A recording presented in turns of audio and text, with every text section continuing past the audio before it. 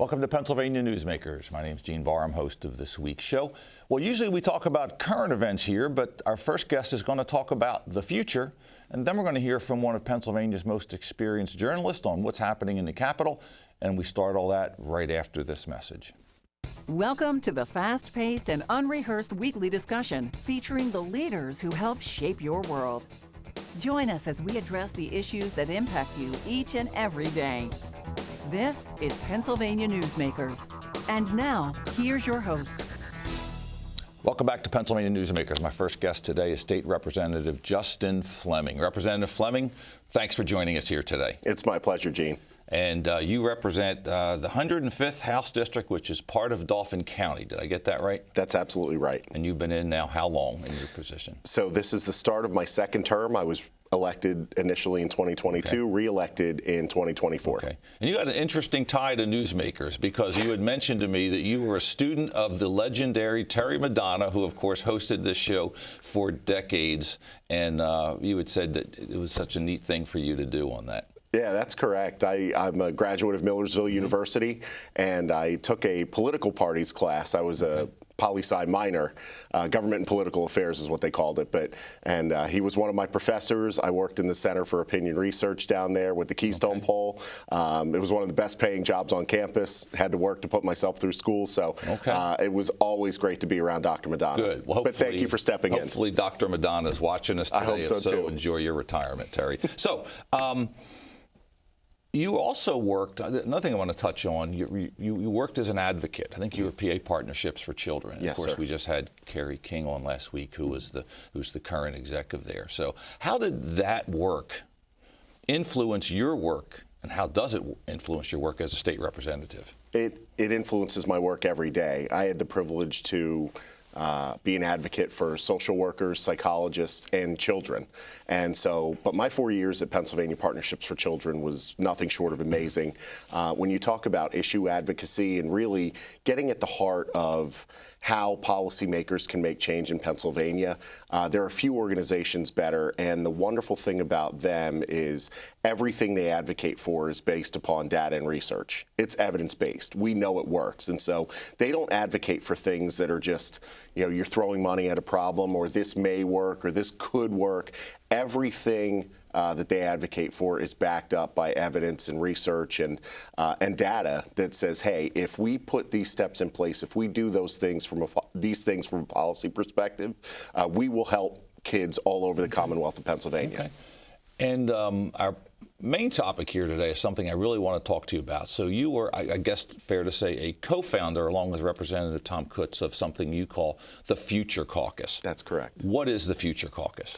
So we established the Pennsylvania Future Caucus last legislative session, and I honestly didn't know much about it. I have to give Thomas Kutz all the credit in the world for letting me know about this and letting me know it was out there. So there was a group they were originally founded in 2013 called Millennial Action Project.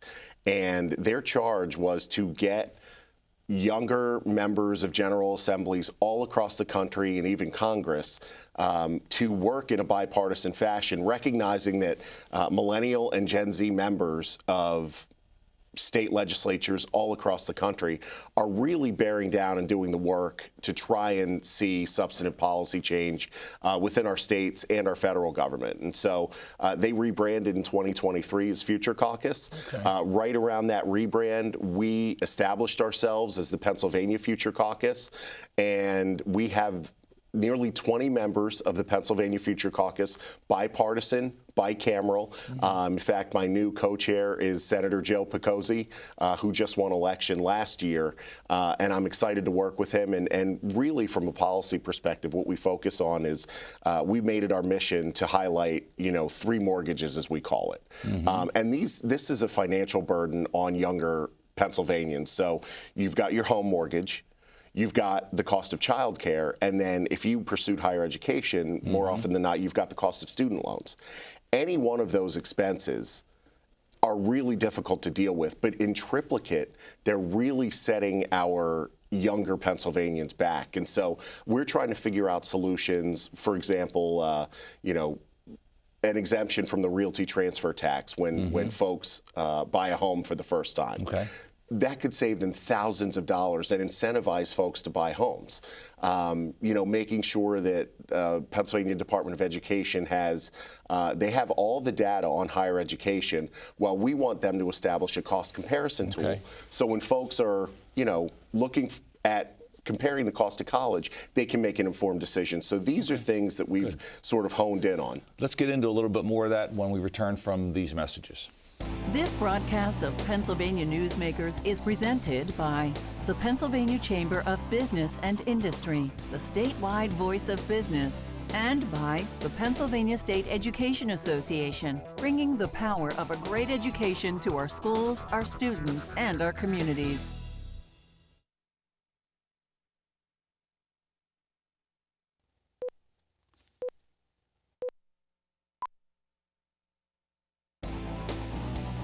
This broadcast of Pennsylvania Newsmakers is brought to you by the Pennsylvania Highway Information Association, the go-to source to learn about transportation projects and issues.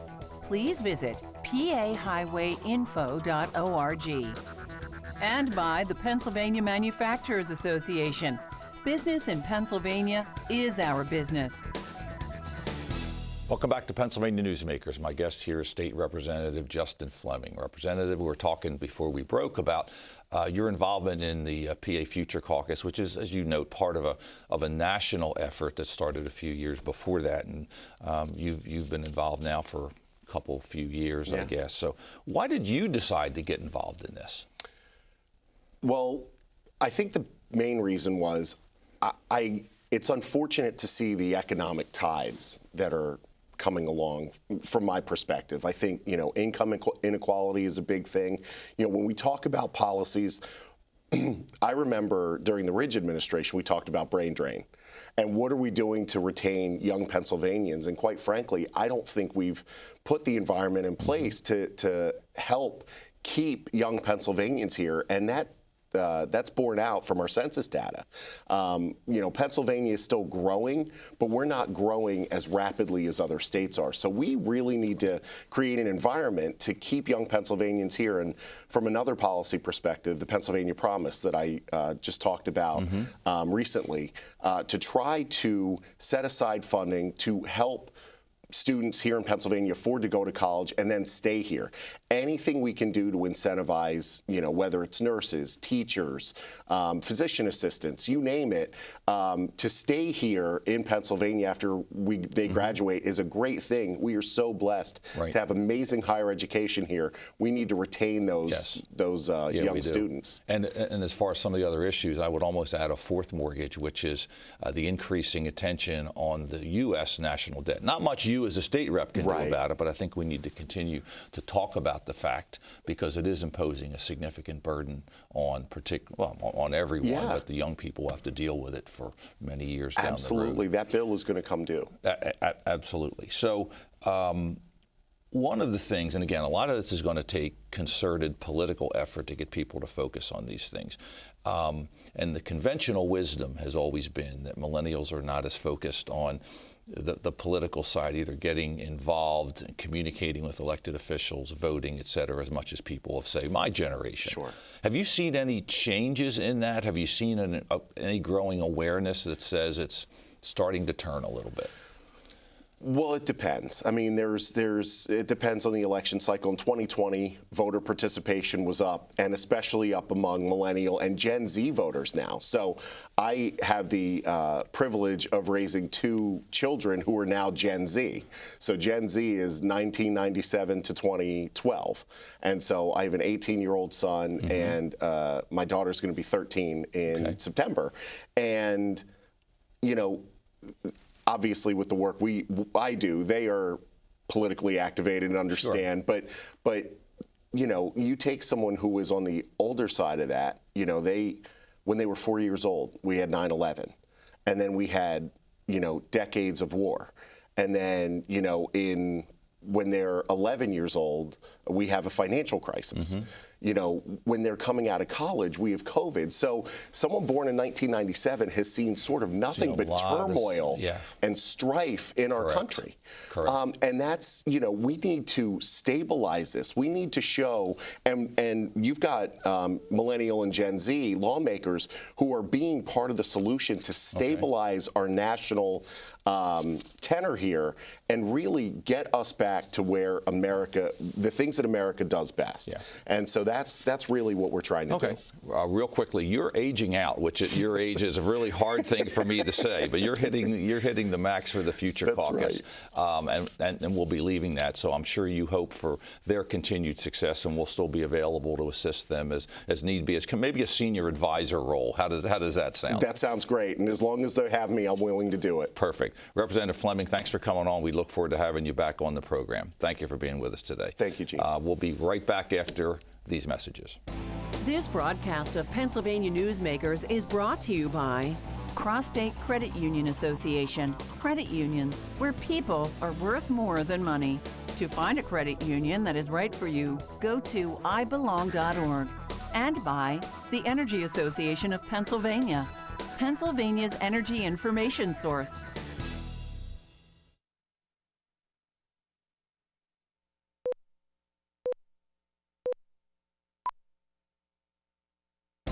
This broadcast of Pennsylvania Newsmakers is brought to you by the Association of Pennsylvania State College and University Faculties, representing the faculty and coaches who are devoted to providing quality public higher education for Pennsylvania's college students.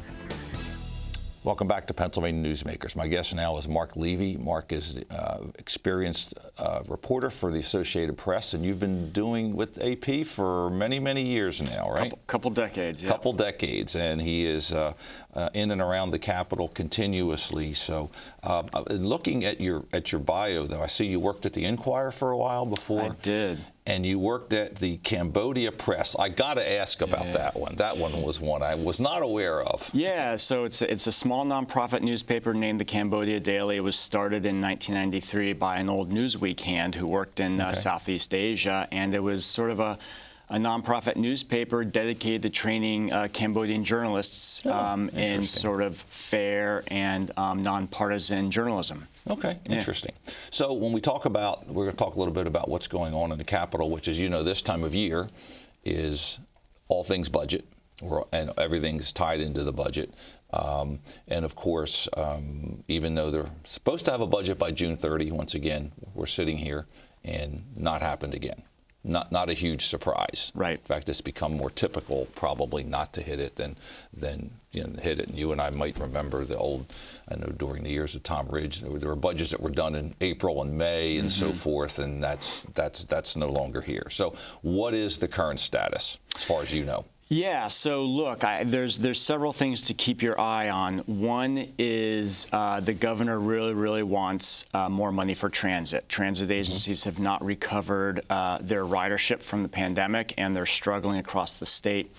He wants the money to ensure that their services are intact. The state has a bunch of really big tourist-driven events coming up in the coming year. 2026. Right. So he wants the money for the transit agencies. Democrats, writ broadly, want a big boost for public schools. This is in line with a court order that found that Pennsylvania's system of funding public schools is unconstitutional and discriminates against the poorest public school students. And third, Republicans really want to regulate and tax skill games. These are the slot machine-like games that are popping up everywhere. They're in convenience stores, they're in pizzerias, they're in grocery stores. They are now popping up in standalone parlors that advertise these games, and they have a veneer of legality because they say that they are skill-based and not gambling-based, not chance-based, like a real slot machine. Right. That is still being sorted out in the courts, but there is a very ugly and deepening fight in the legislature, and part of this is driven by the casinos, that the regulated casinos that pay a very high tax rate in Pennsylvania. Pennsylvania is also the #2 commercial casino state in the country. And so the casinos have a pending lawsuit in the Supreme Court that says, if you're not going to tax them, then why are you taxing us? The tax rate should be equal across the board on them. So, you know, trying to get this skill games legislation across the finish line right now is not going to be an easy task. It's been sort of bubbling in the legislature for 6-7 years. Yeah, and one of the things that really complicates this is, in addition to those, you've talked about the standalone pop-ups, you've talked about those that are in certain businesses. They've also gone into fire companies, VFWs, and I think you probably agree, that complicates the political situation, because now you're not simply taxing a business, but now you're digging into monies that, say, the VFWs, the fire companies, and other groups have come to rely on over the last few years, correct? Yes, and bar owners. Bar owners who for years have been saying these things are helping us pay the light bill. These things are helping us with very tight margins. They helped them through the pandemic. And so you have thousands and thousands of businesses out there that are now relying on these machines for an extra revenue stream. And a further complication is many of them, if not all or most, are made here in Pennsylvania, up in the Williamsport area. So that's complicated it. Right. They are assembled there. This business has brought new life to the machine distributors who for a long time were servicing coin-operated laundry machines, servicing arcades, and some of those businesses have shrunk. So it's sort of brought new life to those businesses as well. So you have a lot of different interests kind of colliding on this at one time. There is also legislation that would limit the number of machines, so it raises the question, would some of these businesses be capped at the number of machines? Would they lose some of these machines, not to mention also start paying a tax? Let's get into a couple of other issues that are going on with the budget. We'll do that right after we come back. This broadcast of Pennsylvania Newsmakers is brought to you by the Pennsylvania Medical Society. Inspired physicians committed to the good health of Pennsylvanians and the advancement of the practice of medicine.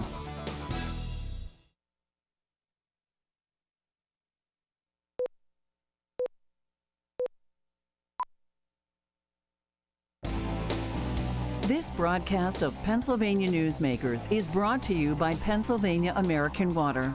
We keep life flowing across the Keystone State. Welcome back to Pennsylvania Newsmakers. Our guest here today is Marc Levy of Associated Press. So, Marc, as I recall, correct me if I'm wrong, the governor proposed in February a spend number of about $52 billion, correct? 51.5, yeah. 51.5, and they're looking at something around 50. They seem to have coalesced kind of around that spend number, correct?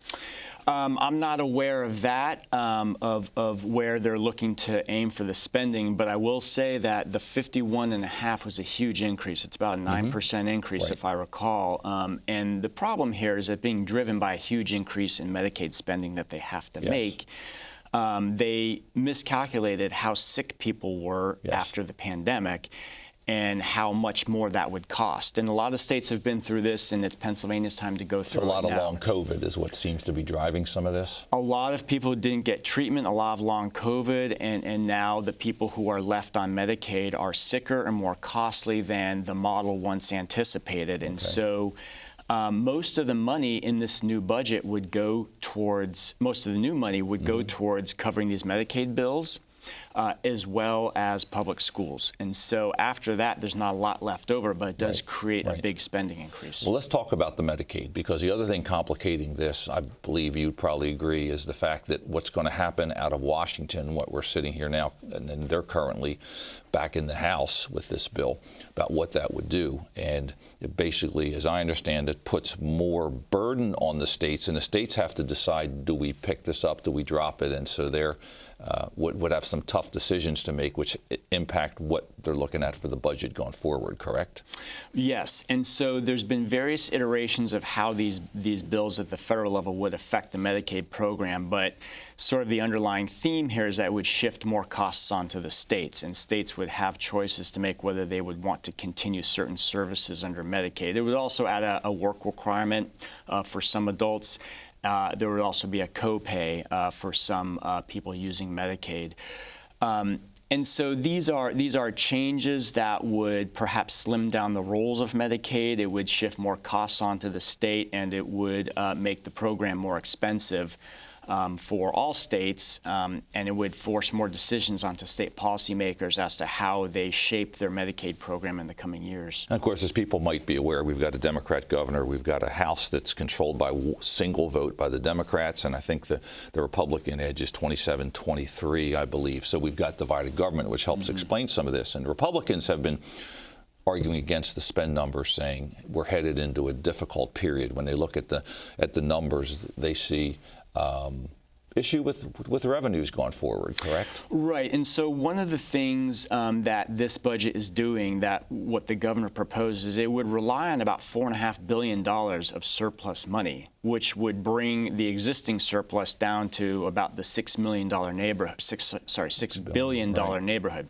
This is money that was left over from COVID when the federal government was covering a lot of bills that the state should have been paying, and inflation drove up tax collection. So Pennsylvania sort of lucked into this big surplus, but Pennsylvania otherwise is a deficit state. It has a huge elderly population that doesn't pay much in taxes and is expensive to care for, and has a shrinking workforce that pays the bills. And so, the fiscal outlook is not good for Pennsylvania, and it hasn't been good for some time. And the one thing that Republicans have said, in addition to trying to curb spending increases, is that we need to put curbs on Medicaid to try to bend the curve so that it stops rising so quickly. Right.